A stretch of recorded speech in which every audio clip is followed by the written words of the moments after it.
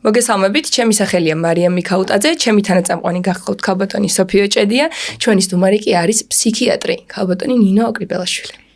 საოცარი ქალბატონი, დიდი მადლობა მობრძანებისთვის, თქვენ ლექციებზე ლეგენდები დადის და გვინდა რომ ჩვენთანაც რაღაც ჩვენს გადაცემაში ცოტაოდენი თქვენი გამოცდილება გაგვიზიაროთ.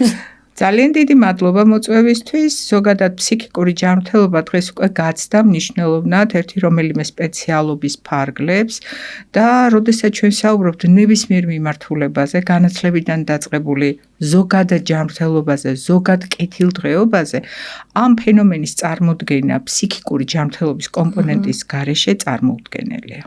კი ბატონო, დღევანდელი ჩვენი თემა არის ქალბატონების მენტალური ჯანმრთელობა რეპროდუქციულ ასაკში, რომელიც ვიცით, რომ საკმაოდ განხილვადი თემაა, ხო? აი, რა შეგვიძლია ამასთან დაკავშირებით ვთქვათ და რატომ არის ის განსხვავებული რომელიმე სხვა ასაკისგან დავუშვათ? ხო, ძალიან მნიშვნელოვანია, იმიტომ რომ პირველი, რასაც ჩვენ ვაწყდებით, მაინც უკავშირდება მენარხეს, ანუ მენსტრუაციული ციკლის ჩამოყალიბებას და ეს პერიოდი პირდაპირ უკავშირდება იმ პერიოდს, რომელსაც კლასიფიკატორებში ადგილი არ აქვს, მაგრამ ქვია მოზარდობის კრიზისი, ანუ პუბერტას კრიზისი და თვითონ თემა პუბერტა ნიშნავს იმას, რომ ადამიანი მეორედ იბადება. დიახ, ეს არის კრიზისული პერიოდი როგორც ქალებისთვის, ასევე მამაკაცებისთვის. იმიტომ რომ ჰორმონული ძვრები, რომელიც ამ პერიოდში ხდება, არის უნიკალური, იწყება მეორადი სასქესო ნიშნების ჩამოყალიბება და ამ მეორადი სასქესო ნიშნების ჩამოყალიბების პარალელურად იწყება სოციალური ცხოვრება და სოციალური როლების განსაზღვრის პერიოდში კრიზისული განვითარება ხდება ადამიანის და საბოლოო ჯამში კრიზისული განვითარება გულისხმობს იმას, რომ მე უნდა ვნახო ჩემი სოციალური მე, ვინ ვარ მე, გავცე პასუხი უნდა ჩემს შეკითხვას, ყველა მიმართულებით ეს არ არის მხოლოდ მე როგორც ერთი ბიოლოგიური არსება, რაც წარმოვადგენ, არამედ განსაზღვრო ჩემი სოციალური როლი მეგობრებთან მიმართებაში, საყვარელ ადამიანთან მიმართებაში, ჩემს ოჯახთან მიმართებაში, ჩემს სამშობლოსთან მიმართებაში. ანუ ეს რეპერტუარი ჩემი პიროვნების იზრდება ძალიან მოკლე მასშტაბიდან ძალიან ფართე მასშტაბებამდე და საბოლოო ჯამში ვინა ვარ მე ადამიანი აი იმ უნივერსუმში, რასაც სამყარო ჰქვია. ეს არის ძალიან მნიშვნელოვანი, სწორედაც რომ ჰორმონულ ძვრებს უკავშირდება. დიახ, აი მაგ კითხვის დასვამიდან, ანუ ხშირად არის ხოლმე, ეს არ ვიცით მითია თუ რეალობა არის. რეალურად მეც მიგრძნია და ალბათ ყველა ქალბატონსაც, როდესაც ეს პერიოდი იწყება, შენ იცვლები, ცოტა აგრესიულიც ხდები ხანდახან, ცოტა პირიქით რაღაცა ჩამოყალიბებული, ანუ არ ხარ სტაბილურ ემოციურ მდგომარეობაში. კი, იმიტომ რომ ესაა ყველაზე დიდი იდენტობის კრიზისი. ვინ ვარ მე? კითხვა-პასუხის რეჟიმში ხარ გარე სამყაროსთან.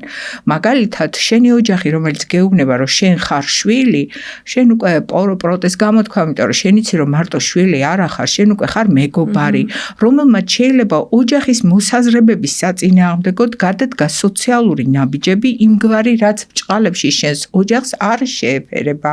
ან დავუშვათ, ოპოზიციურ გამომწვევით ქცევაში გადაიზარდოს შენი მოთხოვნები, გნებავთ რელიგიურ კონტექსტში, გნებავთ პოლიტიკურ კონტექსტში, ან სულაც უბრალოდ აკრძალვების კონტექსტში.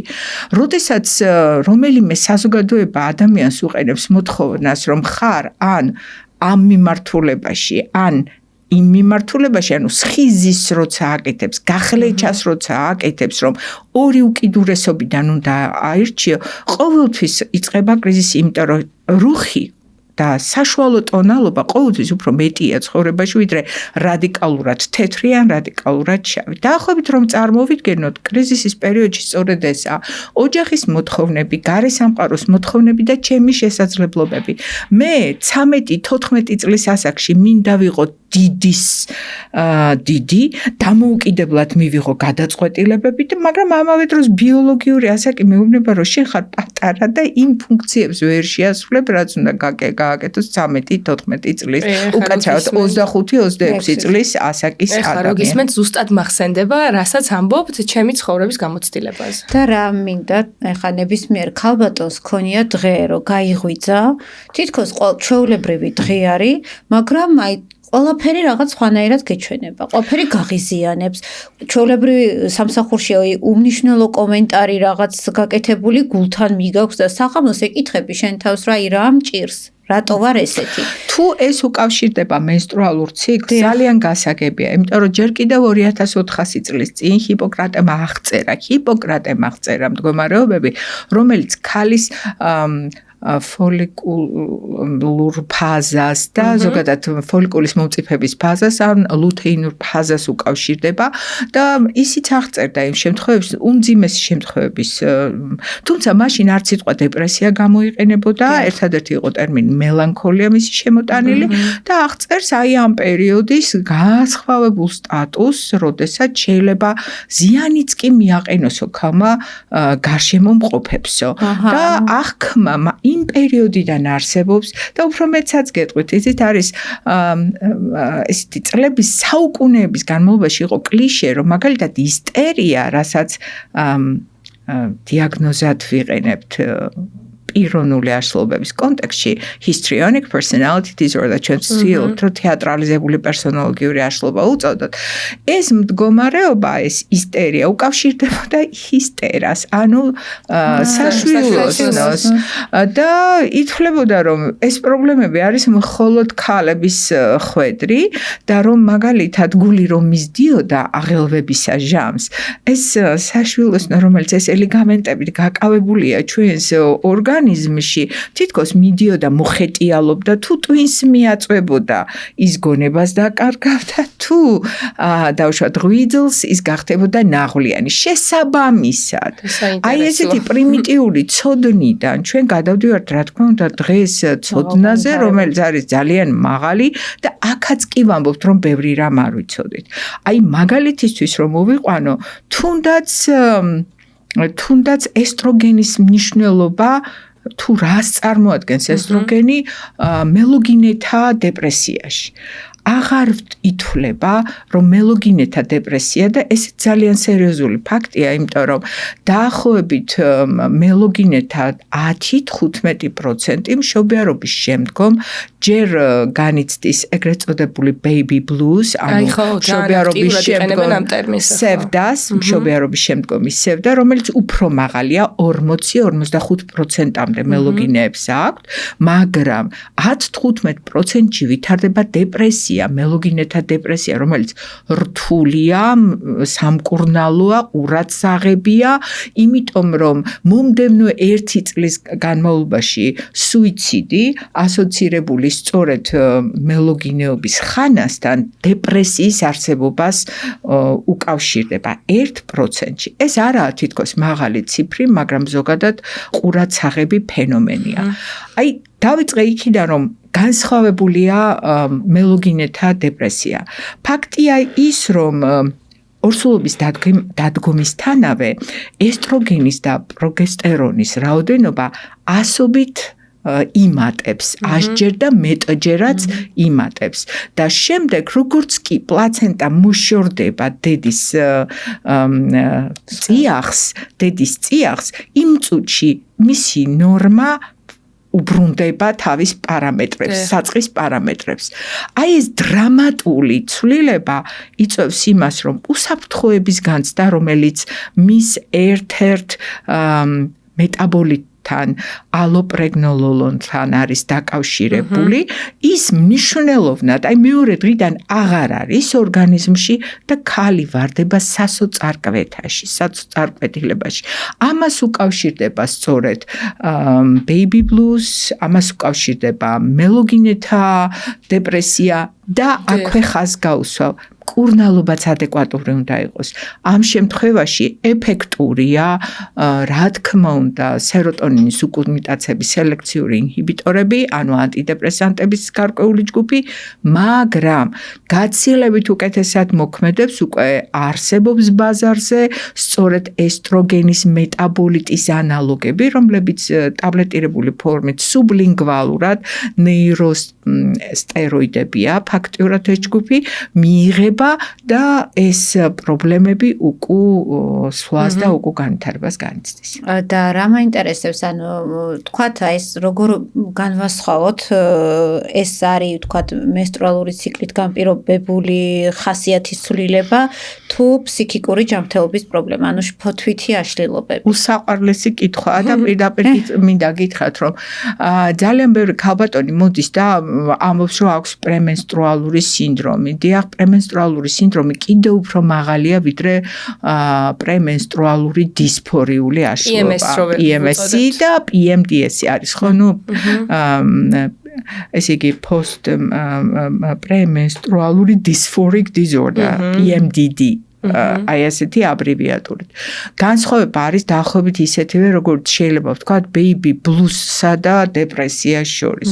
უბრალოდ PMS-ი არის აი ამ ლუთეინურ ფაზაში შენი რეაქცია, შენი ამ დროს როგორც იცით, ამაზე ალბათ გინეკოლოგები უფრო მეც მოგიყვებიან სხვა შემთხვევებში, მაგრამ მაგალითად ეს არის ერთ-ერთი მაგალითი, რომ სითხის შეკავება ხდება ორგანიზმში, გადავსებულია მენჯის ღრუ შეშუპებები მოდის და ეს ყველაფერი აისახება გუნება განწყობაზე, ხო? ტკივილები მოდის, კრამპი მოდის, ხშირ შემთხვევაში ნიშნავენ მიკროელემენტებს და ასე შემდეგ, მაგრამ აღმოჩნდა, რომ ანტიდეპრესანტებიც ძალიან კარგად მუშაობს ეპიზოდურად. როგორ განვასხვაოთ?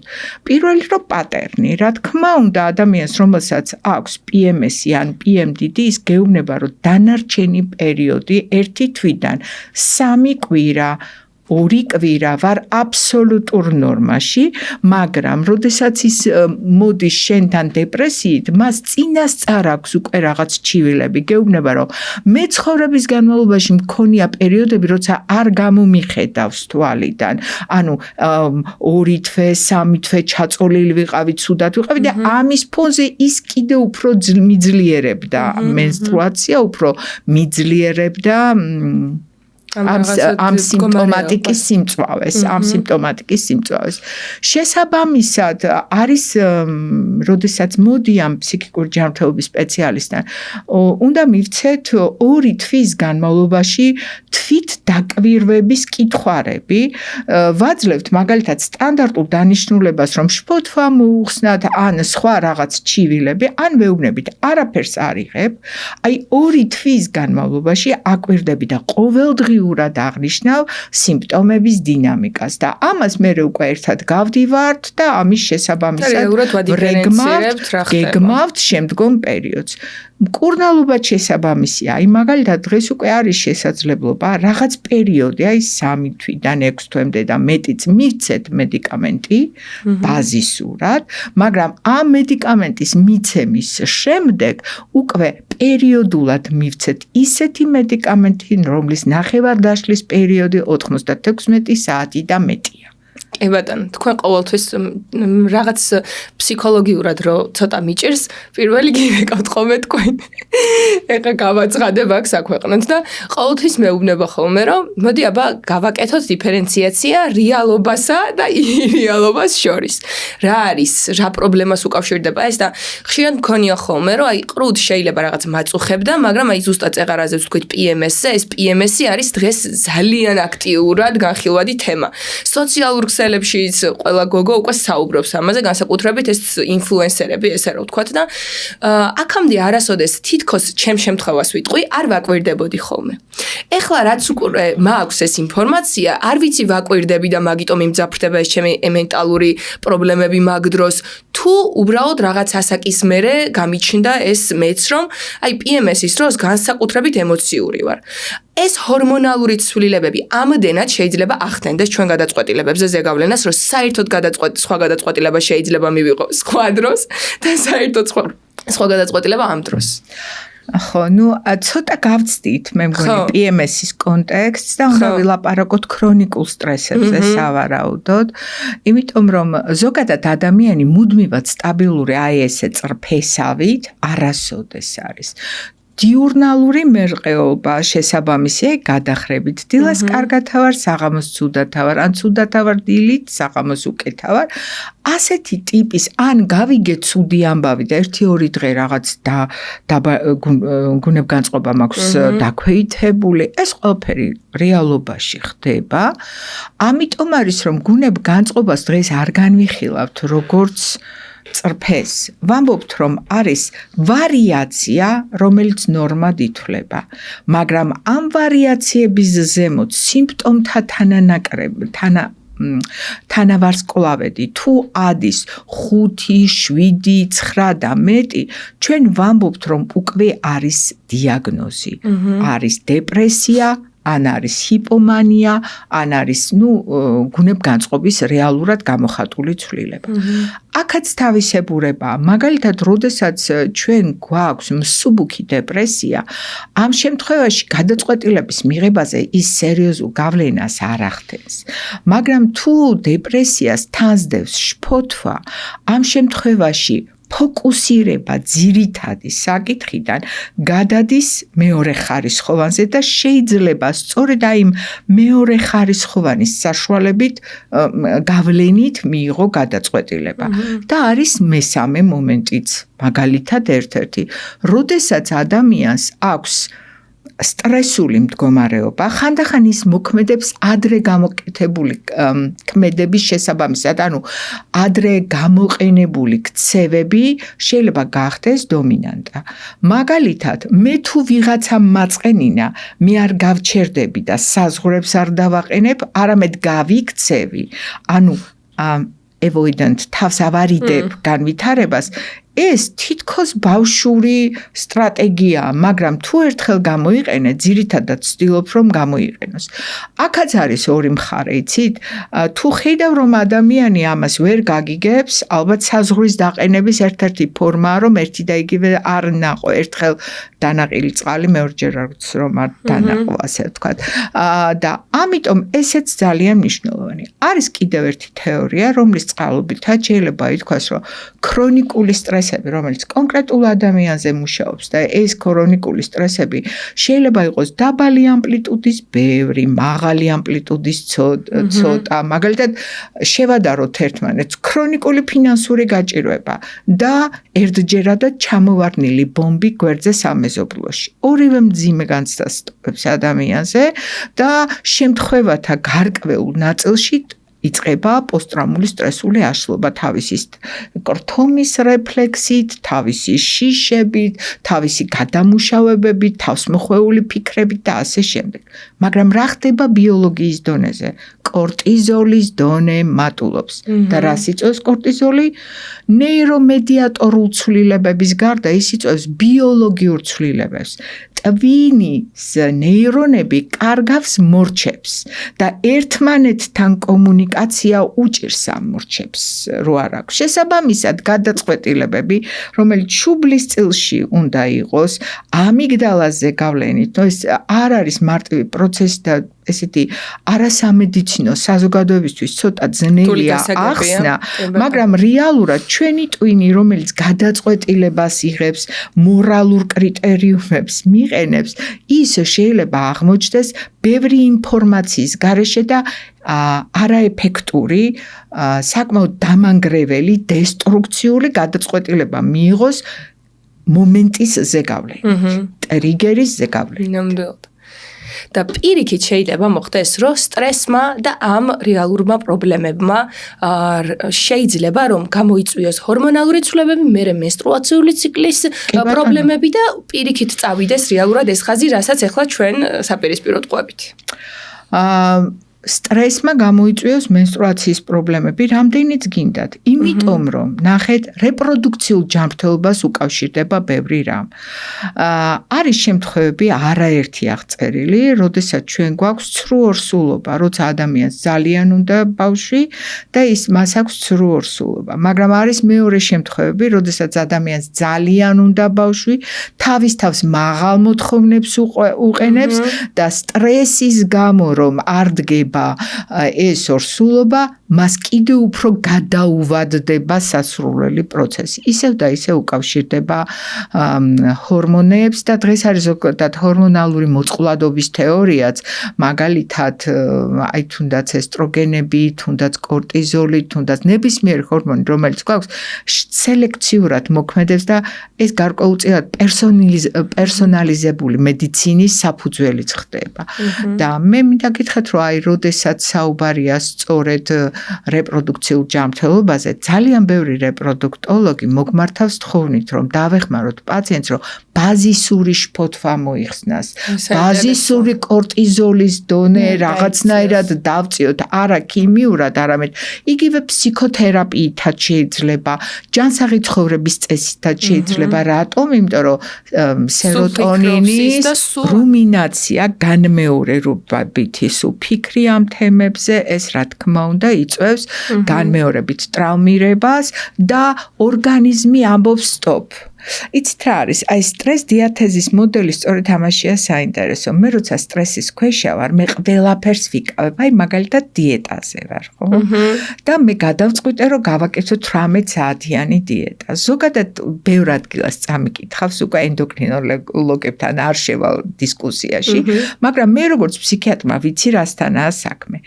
როდესაც მე სტრესულ მდგომარეობაში ვარ, მე მობილიზებას უკეთებ ყველა ჩემს უჯრედს, მათ შორის შაქრის ცვლას და მაქსიმალურად ვცდილობ, რომ ეს ყველაფერი სტრესის მომენტში გამოვყარო, მე ამას ვითვისებ 1-10, იმიტომ რომ მე ვიცი, რომ სადღაც კიდევ სტრესი მელოდება და ამიტომ ვერ ვხდები, მიუხედავად იმისა, რომ 18 საათიან რაღაცას ვაყენებ, 18 საათის მერე მიღებული წყალიც კი გარდაიქმნება შაქრად და ჩალაგდება ცხიმის სახით. ამიტომაა მნიშვნელოვანი, როცა ეუბნებიან, რომ რამდენჯერ მეკვება მცირე ულუფებით და ასე შემდეგ, რომ ეს არ იყოს ანალოგიურია ორსულობაც. მე რო სულ დაძაბული ვარ, არ დგება, იმიტომ რომ ორგანიზმი მაფრთხილებს. ხო, ნუ აი ეს სტრესის მიმართ, აი სტრეს დიათეზის მოდელი მოდის მაინც პირველყოფილი ცხოვრებიდან, პირველყოფილი ადამიანებიდან, იმიტომ რომ როდესაც მე მომზდევდნენ, ვებხვი რომ მომზდევ და მე მაქსიმალურად მივბოდი, მე კომბლებსაც ვინახავდი სადღაც და დაახლოებით აი ასევეა. გადარჩენის უდიდესი ინსტინქტი. ჩვენ ვისაუბრეთ, ვახსენეთ თვითდაზიანება ქალბატონებში.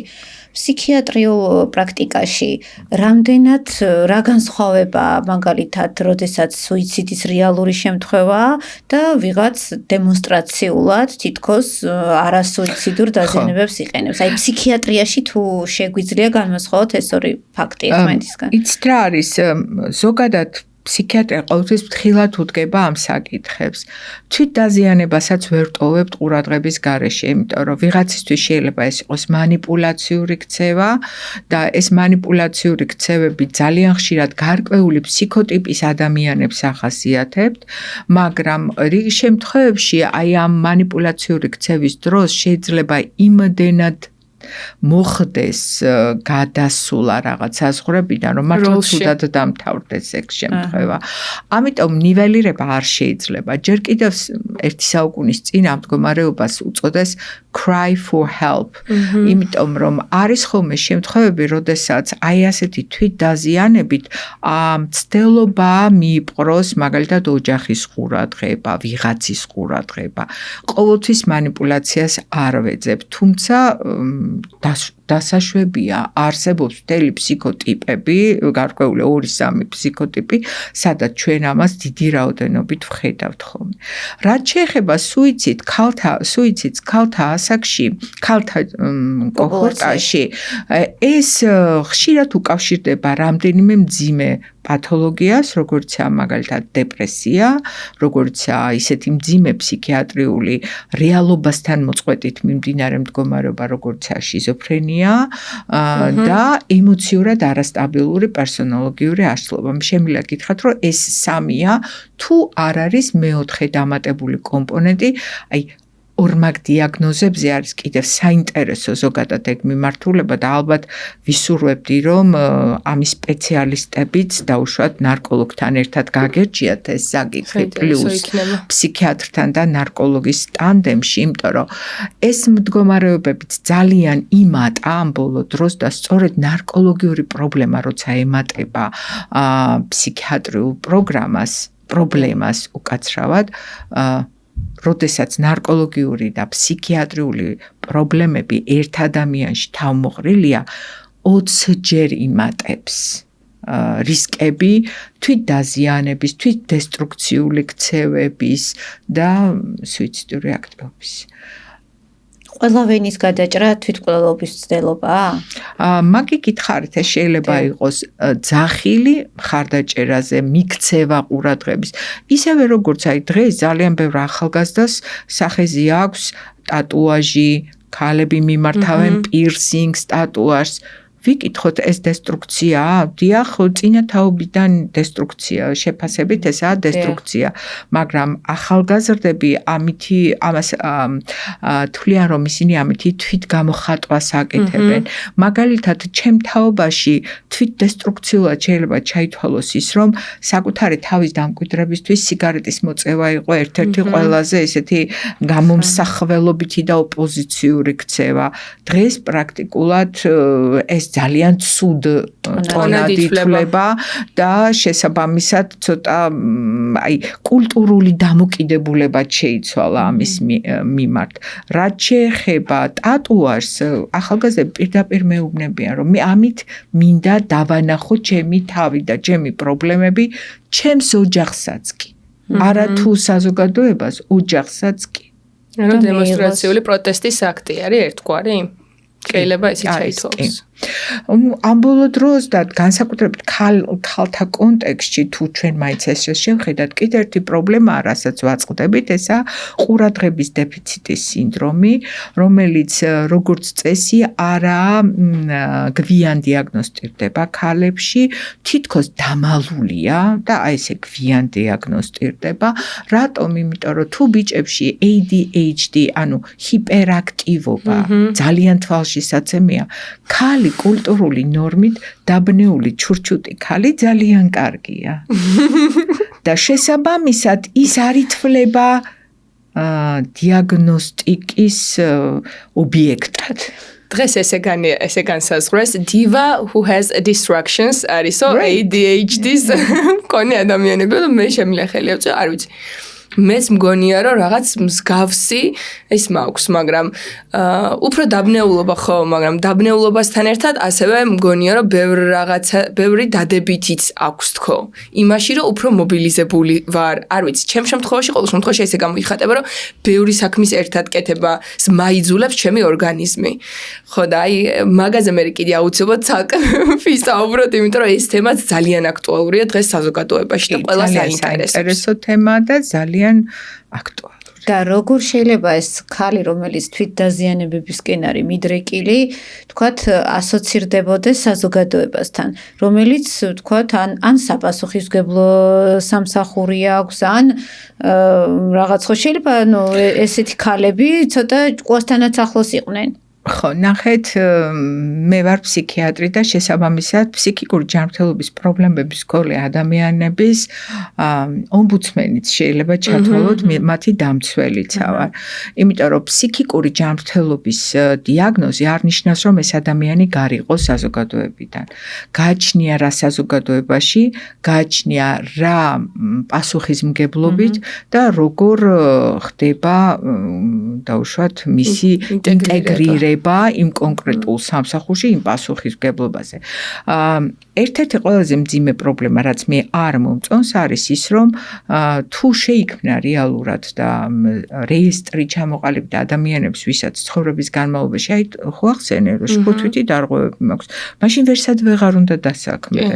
მაგალითად, მე მქონდა საკმაოდ მძიმე დეპრესია მამის გარდაცვალების შემდეგ. რეტროსპექტულად არა, მე რეალურად აღვიქვავ ამას და მაშინ მე სამსახურში აღარ უნდა მევლო იმის მერე. თუ მე დიაგნოზს შეუსაბამებ, არ შეიძლება ასე, ყოველთვის უნდა შევხედოთ, აი ესე იგი ფუნქციონირების შესაძლებლობით. მაგალითად, თუ მე ფუნქციონირებ ცუდად, ეს უნდა გახდეს განხილვის საკითხი და არა ის, რომ მე ოდესღაც რაღაც დიაგნოზი მქონია. იმიტომ რომ ნახეთ, იგივე პოსტტრაუმული სტრესული აშლილობა არის ქრონიკულიც და არის მწვავეც, რომელიც გაივლის და არ დამიტოვებს სერიოზულ გართულებებს, მაგრამ გლოვის რეაქცია, გახანგრძლივებული გლოვის რეაქცია, რომელიც საქართველოში ხელშეწყობილია. ამ შემთხვევაში რა სამსახურში აღარ იაროს ქალმა? ზუსტად. როცა ვიცით რომ ამიტომ ვამბობ რომ ყოველთვის პროფესიულ კუთვნილებაზე კადრები აღგებს პასუხს. HR-ი რომელიც არის დაწესებულებაში, მან უნდა შეაფასოს კონკრეტული ადამიანის შესაბამისობა კონკრეტულ თანამდებობაზე და არა ბიძაშვილ მამიდაშვილ. აი ზუსტად. ჩემი აზრით გამოგვივიდა ერთ-ერთი ყველაზე კომპეტენტური ინტერვიუ, რაც კი შეგვეძლო რომ მოგვესმინა ამ თემებთან დაკავშირებით და უდიდესი მადლობა თქვენ რომ გვეწვიეთ, ვიცით დროის პრობლემა იყო და რომ მაინც მოახერხეთ ძალიან დიდი მადლობა. დიდი მადლობა ქაუტონინა, ასეთი ამომწურავი პასუხებისთვის.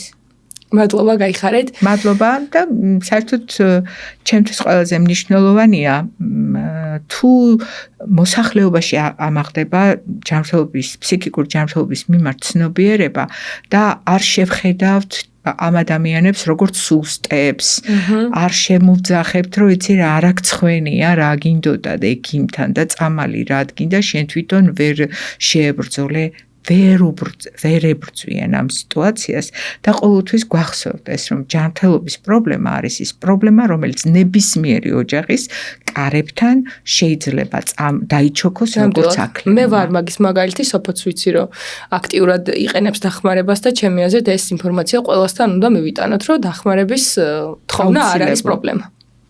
ძალიან დიდი მადლობა რომ უყურეთ ჩვენს გადაცემას. იმედი მაქვს რომ მოგეწონათ. ველით თქვენგან კომენტარებს, ლაიქებს, საინტერესო კითხვებზე პასუხს აუცილებლად გაგცემთ.